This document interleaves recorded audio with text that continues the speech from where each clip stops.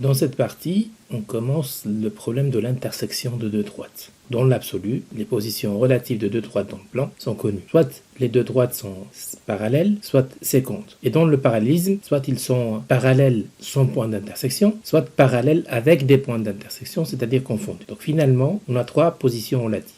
Séquente avec un point d'intersection, parallèle sans point d'intersection, et parallèle avec une infinité de points d'intersection, c'est-à-dire confondus. Voilà. Commençons par le premier cas. Les deux droites sont séquentes, avec un point d'intersection. La technique derrière cette partie-là, c'est juste alterner les deux formes. Gardez une forme paramétrique et convertissez la deuxième en cartésienne. Voilà l'idée. Une cartésienne, une paramétrique, et on va insérer l'une dans l'autre. Ça, c'est pour trouver le point d'intersection. Mais tout d'abord, vérifions que ce sont deux droites qui ne sont pas parallèles. Alors, ce sont les vecteurs directeurs qui vont agir pour tester cette condition. Premier vecteur, U1, d'après la forme paramétrique, c'est 1 de t et 1 de t, donc c'est 1, 1. Vecteur directeur de D2, bon, c'est la même chose, on prend tout ce qui est associé à la lambda, le paramètre, donc c'est moins 1 demi et 1. Lambda appartient à R, bien sûr, et t appartient à R, des paramètres qui prennent n'importe quelle valeur, positive, négative, nulle, etc. Quotient, donc 1 sur moins 1 demi, à comparer avec 1 sur 1. On voit bien que les deux quotients sont différents, donc U et V ne sont pas collinéaires, ne sont pas parallèles.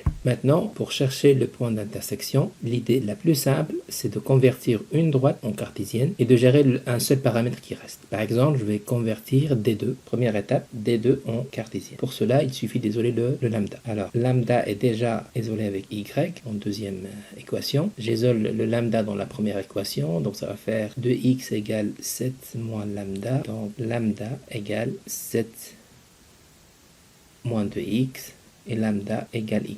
La première équation, on égale la première avec la deuxième, ça veut dire que 7 moins 2x égale y. Voilà une forme cartésienne de D2. Puisqu'on cherche le point d'intersection, donc par définition un point d'intersection vérifie l'équation de D1 et en même temps il vérifie l'équation de D2. Donc c'est un point qui appartient en même temps à la première forme, c'est-à-dire cartésienne, et en même temps à la deuxième forme qui est paramétrique. Donc la suite, je garde la cartésienne, mais au lieu de x, je vais prendre le t de la première égale, au lieu de y, je prends le 1 plus t. Résultat de ce travail, on a une seule équation, je répète, avec une seule inconnue. Donc en principe, c'est faisable. Parce que pour la situation, c'était une seule équation avec deux inconnues. C'était ça la difficulté. Maintenant, cette difficulté est contournée. On continue sur le travail. 7 moins 2t égale 1 plus t. On isole le t. Donc 3t égale 7 moins 1, 6. Donc t égale 6 sur 3 égale 2. Voilà ce qu'on a obtenu. Bon, pour trouver le point d'intersection, il suffit de remplacer dans ce système.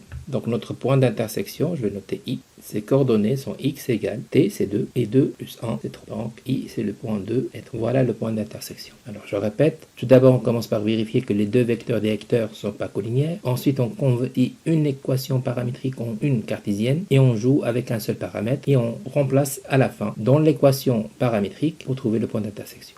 Voilà la démarche.